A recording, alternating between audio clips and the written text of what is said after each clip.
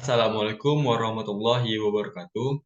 Perkenalkan, nama saya Febrian Nabil Barmianto dengan NIM 211010503096. Di sini saya akan mempresentasikan hasil PowerPoint yang telah saya buat dengan judul Pasar Persaingan Monopolistik untuk tugas UTS dan UAS semester antara dengan matkul Teori Ekonomi Mikro dan dosen pengampu Bulan Okrima. Di sini langsung saja saya bahas PowerPoint ini. Untuk slide pertama, kita akan membahas definisi pasar monopolistik. Nah, pasar monopolistik di sini adalah bentuk struktur pasar dalam ekonomi di mana terdapat banyak penjual atau produsen yang menawarkan produk yang mirip tetapi memiliki perbedaan yang membedakan satu produk dari yang lain.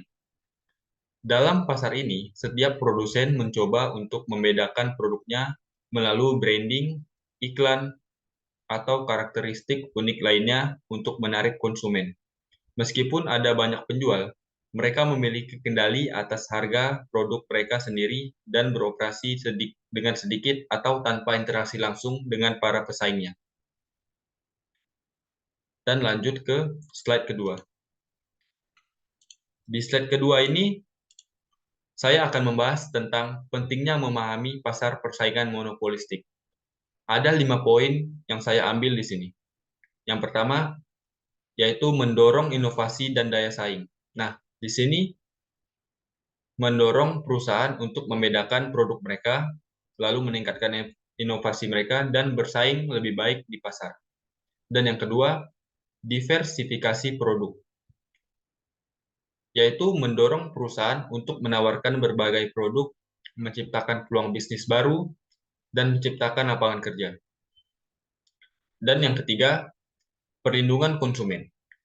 Penting dalam melindungi konsumen dari praktik harga yang tidak adil. Lalu masuk yang keempat, kebijakan regulasi, yaitu pemerintah dapat menggunakan pemahaman ini dalam pengembangan kebijakan regulasi ekonomi. Dan yang kelima, peningkatan efisiensi, yaitu membantu perusahaan meningkatkan efisiensi produk dan distribusi mereka, mengurangi biaya, dan meningkatkan output. Langsung masuk ke slide yang ketiga.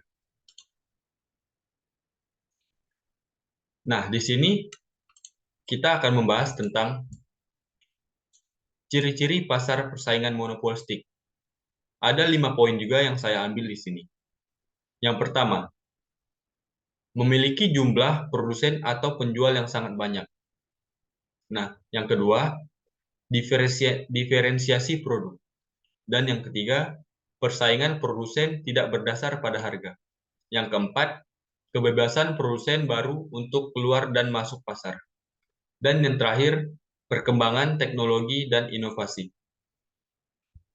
Masuk ke slide yang keempat. Contoh dari pasar persaingan monopolistik ini saya ambil 5 industri. Nah, industri yang pertama yaitu industri makanan cepat saji. Nah, ada berbagai pesaing di sini yaitu seperti McDonald's, Burger King, dan KFC. Dan masih banyak juga yang lainnya. Lalu yang kedua industri mode dan pakaian. Ada juga beberapa pesaing seperti Nike, Adidas, dan Puma, dan berbagai macam pesaing yang lain. Dan yang ketiga, industri kosmetik. Nah, perusahaan kosmetik seperti L'Oreal, Maybelline, dan Wardah, dan masih banyak juga yang lain. Lalu yang keempat, yaitu di industri elektronik konsumen. Nah, produsen elektronik konsumen di sini seperti Samsung, Sony, Apple, dan Lenovo, dan berbagai industri elektronik lainnya. Lalu, industri mobil yang terakhir. Produsen mobil seperti Toyota, Honda, dan Ford, dan bermacam industri mobil lainnya yang akan menjadi pesaing mereka. Lalu masuk ke slide yang kelima. Nah, di sini akan membahas tentang keuntungan pasar monopolistik. Yang pertama, itu ada inovasi produk. Nah, adanya inovasi produk ini membuat insentif untuk membedakan produk dan berinovasi. Lalu yang kedua, kebebasan menentukan harga. Perusahaan memiliki kendali atas harga produk. Nah, yang ketiga, branding yang kuat. Brand yang kuat akan membangun merek yang kuat dan citra yang positif. Lalu yang keempat, keuntungan ekonomi jangka pendek. Nah, mungkin menghasilkan keuntungan ekonomi dalam jangka pendek. Lalu masuk ke slide yang ke-6. Nah, di sini membahas tentang kerugian pasar monopolistik. Ada 5 poin yang ada di kerugian pasar monopolistik ini. Yang pertama, harga tinggi untuk konsumen. Konsumen membayar harga lebih tinggi dari biasanya, atau para pasar monopolistik ini menentukan harga mereka sendiri dengan harga yang tinggi. Lalu yang kedua, kurangnya efisiensi. Kurangnya insentif untuk meningkatkan efisiensi produksi. Lalu yang ketiga, kurang inovasi jangka panjang. Kemungkinan kurangnya inovasi dalam jangka panjang.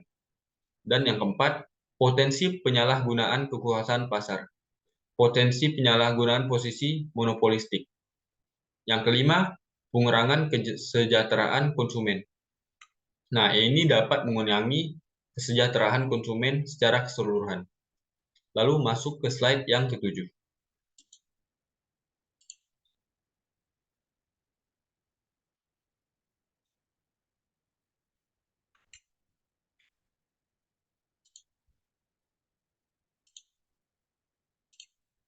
Slide yang ketujuh.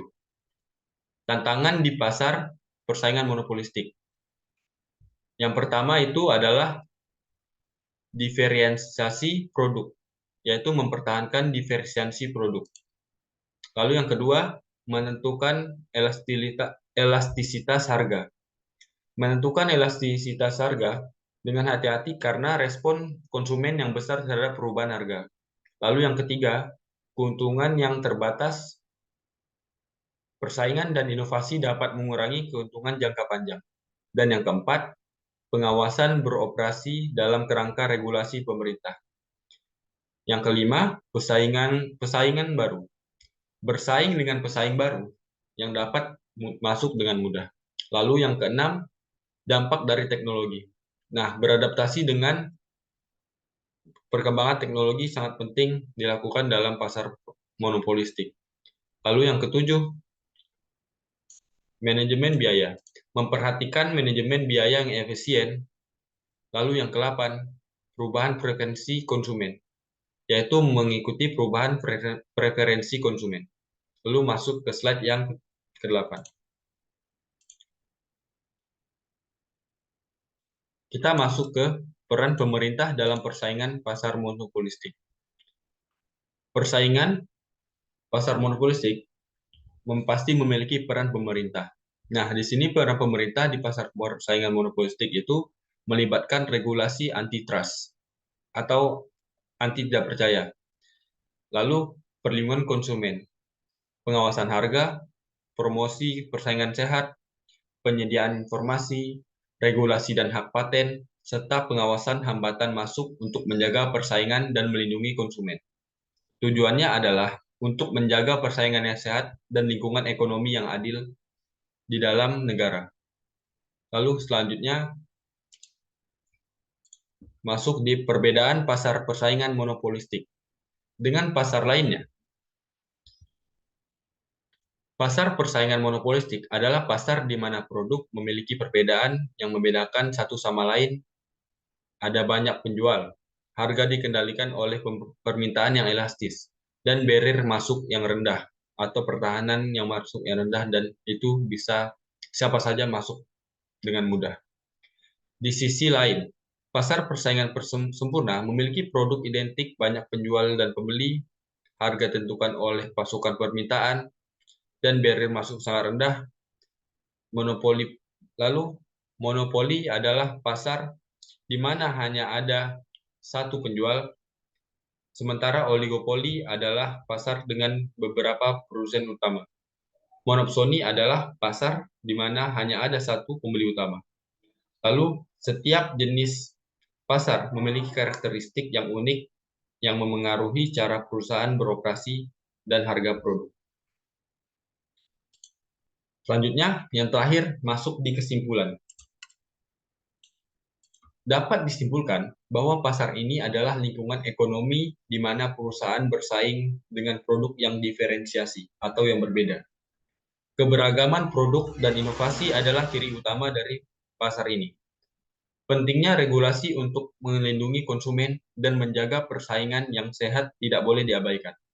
Pasar ini memiliki manfaat seperti keberagaman produk, inovasi, dan peluang bisnis kecil, tetapi juga menghadapi tantangan seperti perubahan preferensi konsumen, pemahaman yang baik tentang pasar ini penting untuk mengambil keputusan bisnis dan kebijakan ekonomi.